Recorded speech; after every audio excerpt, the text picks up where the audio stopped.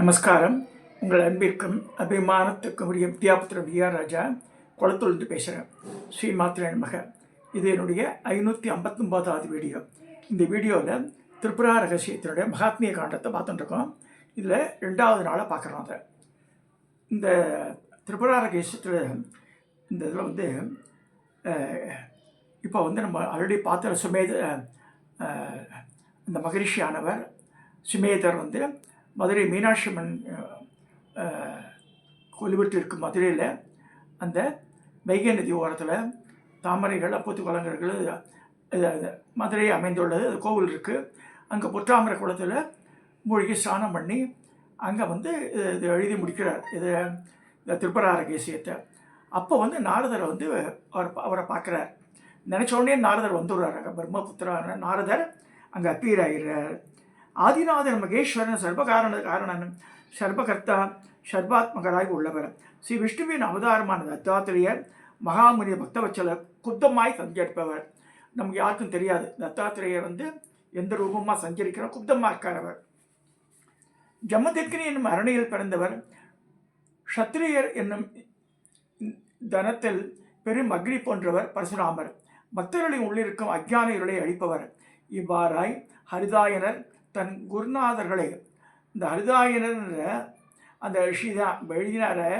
அப்போ ஹரிதாயனர் தன் குருநாதர்களை வேண்டிக் கொண்டு மதுரை மீனாட்சி கோவில் பொற்றாமரை குளக்கரை அமர்ந்து பகவதியின் தந்திரத்தை கொண்டதும் இன்றும் நிலைத்து நிற்பதும் வைராக்கியமும் பக்தியும் தருவதும் மகாத்மியம் கிரியா ஞானம் என்று 3 காண்டங்களை கொண்டதுமான திரிபுரா ரகசியத்தை 36 நாளில் எழுதி முடிச்சுடுறார். அதை பற்பல அற்புத கதைகளுக்கு அடங்கிய இந்த கிரந்தம் படிப்போரின் பாவங்களை போக்குவது, துயரம் தீர்ப்பது, ஆத்ம ஞானத்தை மோட்சம் அளிப்பது அப்படின்னு சொல்கிறார். நாரதர் தனது வல்லைக்கு என்னை வீணையை மீட்டியவாறு அங்கு வந்தார். இந்த ஹரிதாயனர் இது எழுதி முடிக்கிறார் இல்லையா? அப்போ நாரதர் அப்படி திருலோக சஞ்சாரி அப்படி சஞ்சரிச்சுட்டு அங்கே வந்துடுறாரு. அப்போ ஒவ்வொருத்தரும் வீணை, சரஸ்வதியை வச்சிருக்க வீணைக்கு கச்சபின்னு பேர், நாரதருடைய வீணைக்கு வல்லக்கியின் பேர். சுமேதர் எழுந்து நின்று பாத்தியம் தந்து ஆசனம் தந்து 2 கைகளை தூக்கி பேசலானார். தேவரிஷியே, உங்கள் அனுகிரகத்தால் எல்லாம் அறியப்பட்டது. பிரம்மாவின் கூற்றுப்படி திரிபுரா ரகசியம் கிரந்தம் பூர்த்தியாகிவிட்டது. நான் என்ன செய்யணுன்றார். அப்போது உள்ளங்கை நெல்லிக்கனு போல் அத்தனை வேதங்களும் கவிதை வடிவங்களும் உலகங்களும் திசைகளும் காலங்களும் ஸ்தாவர ஜங்கமங்களும் என்னால் அறியப்பட்டன. நாரதரே, உமக்கு நமஸ்காரம். உங்களுடைய அனுகிரகத்தால் சர்வ பரங்களை பற்றி தெரிந்து கொண்டே சொல்லி இவர் நமஸ்காரம் என்றார். அவருக்கு நாரத அவரை எழுப்பி அரவணைத்து உட்கார வைத்து பேசலானார். நீ பாக்கியவான், உனக்கு சமம் யாரும் இல்லை. ஸ்ரீ திரிபுராவின் மீது பக்தியால் இத்தனை பெரும் செல்வம் பெற்றாய். பிரம்மாவின் உத்தரவுப்படி உன்னால் செய்யப்பட்ட மங்களகரமான திரிபுரா ரகசியத்தை உன்னிடம் கேட்க வந்துள்ளேன். இப்போ சொல்கிறார், உங்களுக்கு எல்லாமே தெரியும். இந்த அடியன்ட்டு சில பேர் நான் ஏன்னு தன்னை சொல்லிப்போம். அந்த மாதிரி இவர் எனக்கு ஒன்றுமே, நான் சாதாரண ஆளை, உங்களுக்கு எல்லாமே தெரியுமே, நீங்கள் என்கிட்ட கேட்குறல. மகான்களுடைய பாவமே அப்படி தான் போல இருக்கு அப்படி சொல்கிறார் இவர். திராட்சையை மண்பாண்டத்தில் வைத்தாலும் நவமணிகள் செய்த ஜாடியில் வைத்தாலும் அதன் இயல்பான மதுர சுவை மாறாது. உமது உத்தரவை சிறமேற்கொண்டு பிரம்மதேவரான உத்தரவை நினைவிற்கொண்டு மிகவும் அற்புதமானதும் அமிர்தமயமான திரிபுரா ரகசியத்தை நம் இருவருக்கிடையே நடக்கும் சம்பாத வடிவில் சொல்கிறேன். கவனமாக கேட்க வேண்டும்.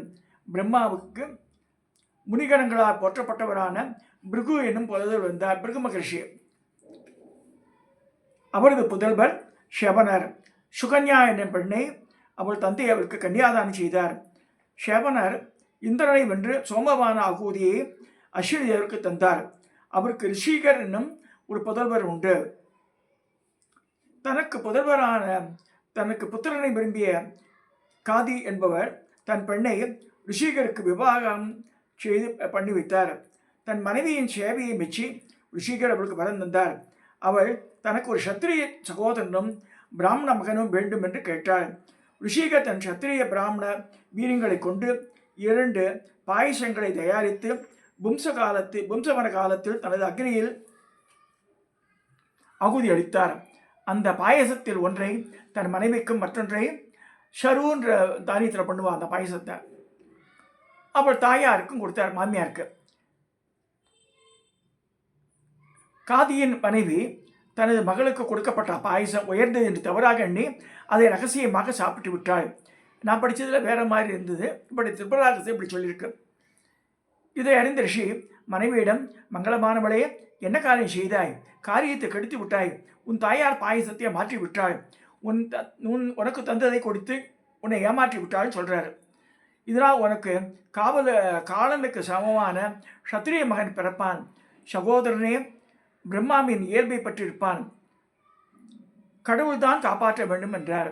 அவர் மனைவியை மிக்க வருந்தி கணவனை வணங்கி, பிராமணரே, பிழையை பொறுக்க வேண்டும், என்னுடைய கருணை காட்ட வேண்டும். நான் சாந்தமான முனிவரின் பத்தினி, எனக்கு அப்படி சத்திரிய பதவி வேண்டாம், தேச கருணை காட்டுங்கள் கேட்கிறார். அதுக்கு ரிஷி, பாயசத்து இந்த மந்திர சக்தி வீணாகாது, நான் சொல்வதை கேள். உன் மகன் சாந்தமானமாய் பிறப்பான். ஆனால் அவனுக்கு பிறப்போகும் மகன் விஷ்ணு அவதாரமாக பிறந்து சத்திரிய குலத்தையே அழிப்பான். பிராமணனாக பிறந்து சத்திரிய வீரியம் கொண்டிருப்பான் என்றார். அதனால தான் யமதக்னிக்கு பிறந்த புள்ள பரசுராமராக அவ்வளோ ஆறுது. சில காலம் கழித்து அவள் ஜமதக்னி என்னும் பதவியை பெற்றெடுத்தாள் சத்தியவதி. இந்த புத்திரன் சாந்த ஸ்வரூபையாகவும் வேதம் அறிந்தவனாகவும் நன்னடத்தை உள்ளவனாக இருந்தான். ஜமதக்னியும் ரேணுகாதேவிக்கு சத்திரியகுலம் என்னும் பணியை விளக்கும் சூரியன் போன்று மங்களமான விழிகளுடன் பரசுராமர் பிறந்தார்.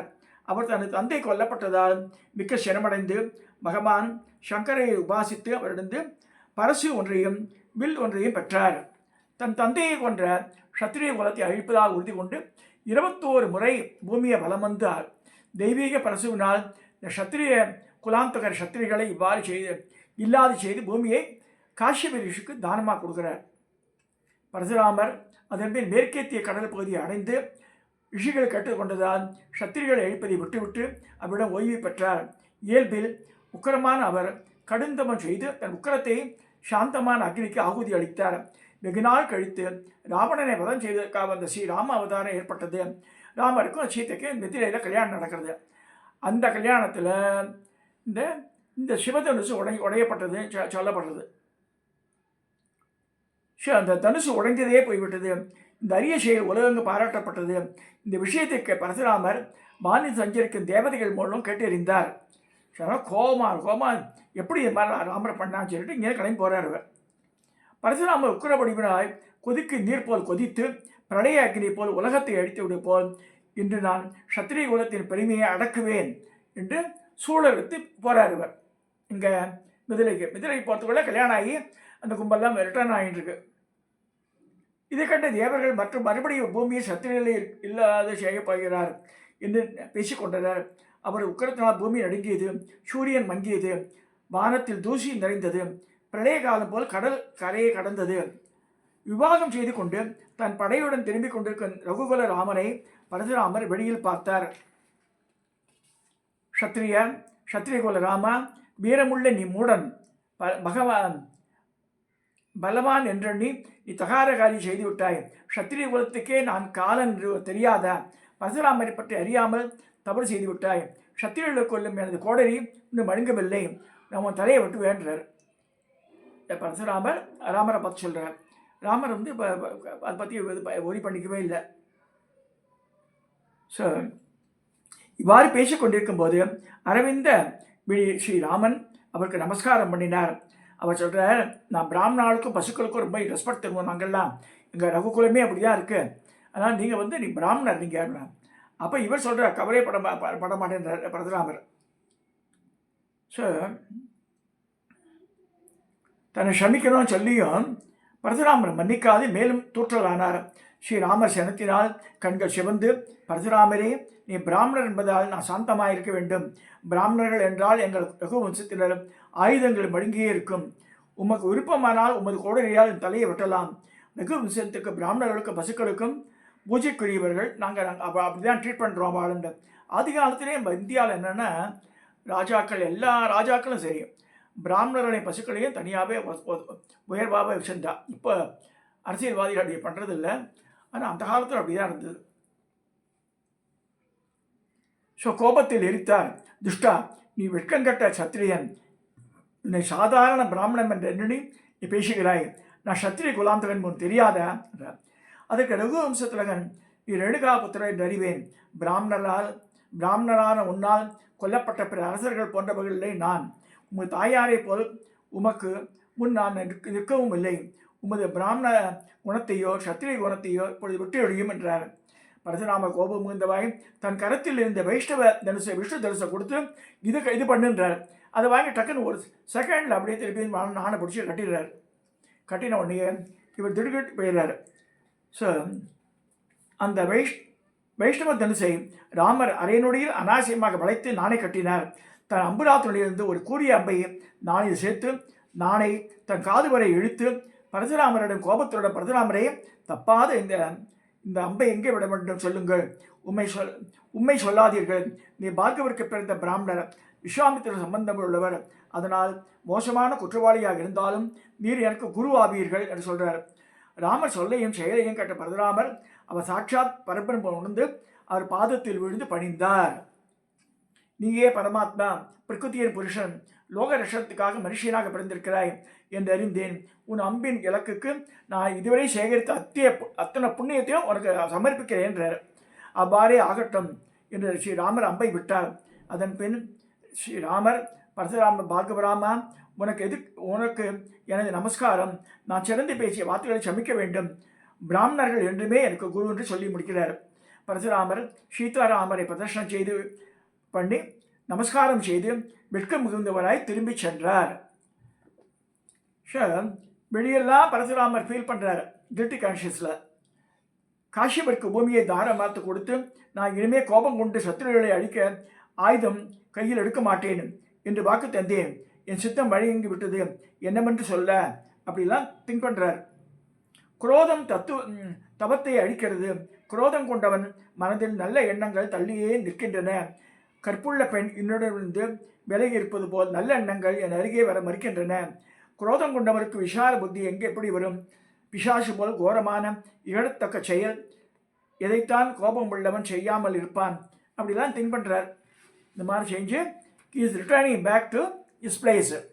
இன்றைக்கி இந்த 2வது இதில் நாளில் திரிபுரா ரகசியத்தை பரசுராமர் ராமரை மீட் பண்ணி தன் கர்ப்பபங்கம் அழிஞ்சு ரிட்டர்ன் ஆறார்ன்ற ஸ்டேஜில் நான் நிறைவு செய்கிறேன். தயவுசெய்து சப்ஸ்கிரைப் பண்ணுங்க, ஷேர் பண்ணுங்க, லைக் பண்ணுங்க. இனிமேல் போக போக இம்பார்ட்டன்ட் ஸ்டோரிஸ்லாம் வரப்போகிறது திரிபுரா ரகசியத்தில். ஸோ இதோட இந்த பதிவை நான் நிறைவு செய்கிறேன்.